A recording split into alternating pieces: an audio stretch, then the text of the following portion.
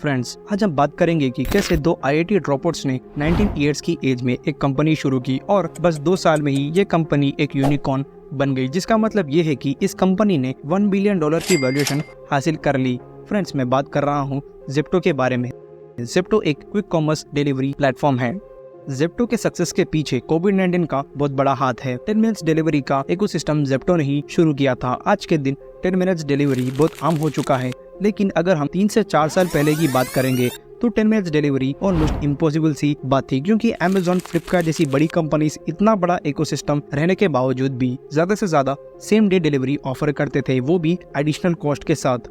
2024 से पहले बस अमेज़न ही सेम डे डिलीवरी ऑफर करता था। अगर आप अमेज़न प्राइम कस्टमर नहीं हैं तो सेम डे डिलीवरी फी भी अलग पे करनी होती थी, लेकिन ज़ेप्टो ने कुछ नया किया जिसका सक्सेस रेशियो ऑलमोस्ट 1% था, क्योंकि 10 मिनट्स डिलीवरी के लिए इन्हें कई लोकल वेयरहाउसेस खोलना था, कैपिटल तो था नहीं, और इनकी एज की वजह से एक्सपीरियंस भी ऑलमोस्ट 0 था। और इस सेक्टर में बिग बास्केट, ग्रोफर्स जैसे बड़े प्लेयर्स पहले से ही बैठे थे और वो खुद डिलीवरी के लिए 3 to 4 आवर्स लगाते थे। लेकिन आज के दिन ज़ेप्टो ने 10 मिनट्स डिलीवरी का माइलस्टोन अचीव कर लिया। फ्रेंड्स, ये सुनने में इतना आसान है उतना ही ज्यादा मुश्किल, क्योंकि इन लोगों ने सब कुछ 0 से शुरू किया और इनकी इतनी छोटी एज फिर भी इन्होंने $1 बिलियन की कंपनी खड़ी कर दी। तो फ्रेंड्स, जानते हैं कि ज़ेप्टो ने आखिर क्या सिचुएशंस फेस किए। हम आज के इस वीडियो में इनका बिजनेस मॉडल के बारे में बात करने जा रहे हैं और हम बात करेंगे उन इम्पोर्टेंट लेसन्स की जिसे हम हमारे बिजनेस में इम्प्लीमेंट कर सकते हैं।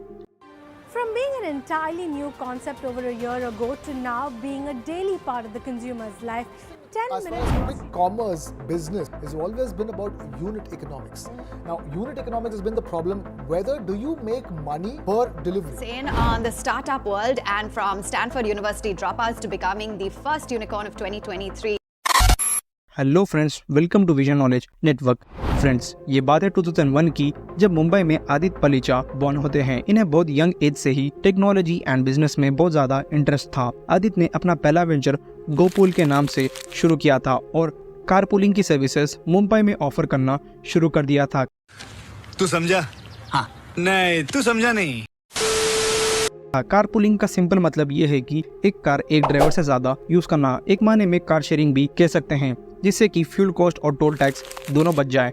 इनका शुरू से ही एक गोल था कि ये कोई रियल लाइफ प्रॉब्लम सर्च करे और लोगों की लाइफ में उस प्रॉब्लम को लेकर कोई पॉजिटिव इम्पैक्ट दे। और अब आदित्य अपनी एजुकेशन कंप्लीट करने के लिए स्टैनफोर्ड यूनिवर्सिटी चले जाते हैं। कॉलेज के 1 साल बाद ही ये कॉलेज से ड्रॉप आउट हो जाते हैं। इनका ये मानना है कि अगर हमें कुछ बड़ा करना है तो हमें रिस्क जरूर लेना चाहिए, और ये रिस्क मैनेजमेंट कोई कॉलेज नहीं सिखाता है। फिर 2020 में आदित्य पलीचा और इनके कॉलेज फ्रेंड कैवल्या वोरा किराना कार्ट की शुरुआत करते हैं। ये एक अपॉर्चुनिटी देखते हैं कि कैसे traditional grocery market offline retailers dominate कर रहे हैं। ये पहले लोकल किराना स्टोर से उनका स्टोर अपने ऐप में लिंक करवाते थे। फ्रेंड्स, बिजनेस मॉडल बहुत सिंपल था। अबे जल्दी बोल, कल सुबह पनवेल निकलना है। बिजनेस मॉडल ये था कि कस्टमर्स किराना कार्ट ऐप से अपना फेवरेट किराना स्टोर से ग्रोसरी ऑर्डर करेंगे और किराना कार्ट इसे डिलीवर कर देगा। इनका ये टैगलाइन था कि grocery deliver under 1 hour. Aditya और वोरा इस बिजनेस मॉडल से ज्यादा खुश नहीं थे, क्योंकि इनका business model B2B2C business model था। इसका मतलब ये है कि ऐप से कस्टमर ऑर्डर प्लेस करेंगे, फिर किराना कार्ट उस किराना स्टोर से ग्रोसरी उठा के फिर फाइनली कस्टमर तक पहुंचाएगा। अब ये अपना बिजनेस मॉडल चेंज करने की सोचते हैं और फाइनली 2021 में ये अपना बिजनेस मॉडल B2B2C से सीधा B2C बिजनेस मॉडल कर देते हैं। और अब इनके बिजनेस मॉडल से किराना स्टोर्स को हटा देते हैं, अपने ब्रांड का नाम भी किराना कार्ट से ज़ेप्टो रख देते हैं। अब ये क्विक कॉमर्स के एक्चुअल बिजनेस में एंटर हो चुके थे, लेकिन पहले से ही बड़े प्लेयर्स जैसे ग्रोफर्स, बिग बास्केट, डुंजो अपने मार्केट शेयर लेके बैठे थे। अब इन लोगों ने रिसर्च करनी शुरू कर दी और इन लोगों ने कस्टमर की नीड ढूंढने लगे। इन लोगों ने कस्टमर के 2 बड़े प्रॉब्लम्स ढूंढ लिए थे और वो प्रॉब्लम थे कि डिस्काउंट्स। फ्रेंड्स, हम इंडियंस हर चीज में डिस्काउंट्स पसंद करते हैं। ज्यादा डिस्काउंट ऑब्वियसली वही ज्यादा customers. Grofers, big basket, Dunzo, इनके डिस्काउंट्स अप एंड डाउन होने की वजह से इनके कस्टमर्स इनसे लॉयल नहीं थे, कभी ग्रोफर्स तो कभी बिग बास्केट। फ्रेंड्स, यही डिस्काउंट्स मॉडल से जोमेटो ने आज के दिन स्विगी को भी फूड डिलीवरी इकोसिस्टम में पीछे छोड़ दिया, जिसके बारे में हम ऑलरेडी एक डिटेल वीडियो बना चुके हैं। ऊपर दिए गए लिंक क्लिक करके आप इस वीडियो को जरूर देखिएगा, लेकिन ये वीडियो पूरी होने के बाद back to the video. Fast delivery. ये देखते हैं कि कस्टमर वहां से ऑर्डर करेंगे जहां से इन्हें फास्ट डिलीवरी हो जाए और कस्टमर डिस्काउंट से ज्यादा फास्ट एंड फ्री डिलीवरी में कॉन्सेंट्रेट करता है। इसीलिए आज के दिन अमेज़न ई कॉमर्स में सबसे बड़ा मार्केट कैप लेके बैठा है और एक आर्टिकल के हिसाब से 79.8% बायर्स अमेज़न प्रेफर करते हैं फ्री एंड फास्ट डिलीवरी के लिए। हम ये प्लान करते हैं कि इन्हें ऐसा इकोसिस्टम बनाना है जिससे कस्टमर्स को अल्ट्रा फास्ट डिलीवरी मिले और वो भी 10 मिनट्स में। ये सुनने में जितना सिंपल है एक्चुअल में उतना हार्ड टास्क है, लेकिन फिर भी इन्होंने ये कर दिखाया। ऐसा कैसे हो सकता है?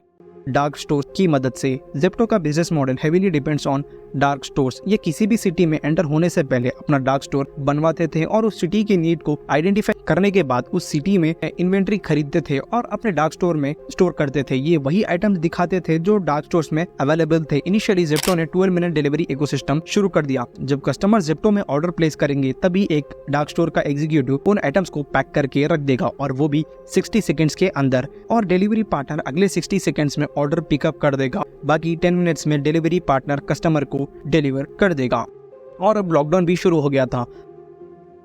पूरे देश में आज रात 12 बजे से संपूर्ण देश में संपूर्ण लॉकडाउन होने जा रहा है। अब लोग बाहर निकलने से डर रहे थे, अब लोग हर चीज ऑनलाइन से ऑर्डर करने लगे और इसी वक्त ज़ेप्टो का बिजनेस मॉडल हिट हो गया था। कस्टमर ज़ेप्टो की स्पीड और क्वालिटी को अप्रिशिएट करने लगे और बस एक महीने में ज़ेप्टो की वैल्यू $200 मिलियन रीच हो जाती है और सितंबर 2021 तक $570 मिलियन की फंडिंग से इन्होंने और 10 सिटीज में एक्सपेंड करना शुरू कर दिया था और देखते ही देखते 2023 में $200 मिलियन की फंडिंग से ज़ेप्टो $1.4 बिलियन का मार्केट कैप रीच करता है। आज ज़ेप्टो के 200 से भी ज्यादा डार्क स्टोर है और ये बेंगलुरु, मुंबई, हैदराबाद, दिल्ली, कलकत्ता, पुणे जैसे मेट्रोपॉलिटन सिटीज में ऑपरेट कर रहा है। अगले 2 साल में ये और 40% डार्क स्टोर बढ़ाने का प्लान कर रहा है और ज़ेप्टो 2023 का पहला यूनिकॉर्न बन गया था। 2024 में क्विक कॉमर्स में ज़ेप्टो का मार्केट शेयर 24% से सीधा 28% आ चुका है। ज़ेप्टो ने स्विगी, इंस्टामार्ट का मार्केट शेयर छीन चुका है और 2025 तक ज़ेप्टो अपना खुद का IPO लॉन्च करने की सोच रहा है।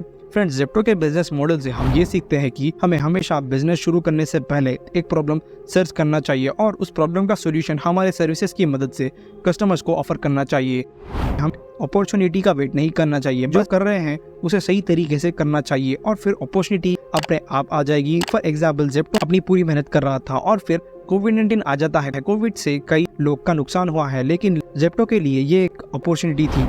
अगर हमें कोई बिजनेस शुरू करना है तो उस बिजनेस में कुछ यूनिक करना चाहिए। For example, big basket Grofers पहले से ही कस्टमर्स को ग्रोसरी डिलीवर कर रहे थे और वही बिजनेस मॉडल ज़ेप्टो ने कॉपी किया, लेकिन इन्होंने अपना बिजनेस मॉडल में 10 मिनट्स डिलीवरी इकोसिस्टम बनाया और सिग्निफिकेंटली ज़ेप्टो ने मार्केट कैप्चर कर लिया। तो फ्रेंड्स, ये थी हमारी आज की वीडियो। अगर आपको हमारी वीडियो अच्छी लगी तो इसे लाइक करना ना भूलेगा।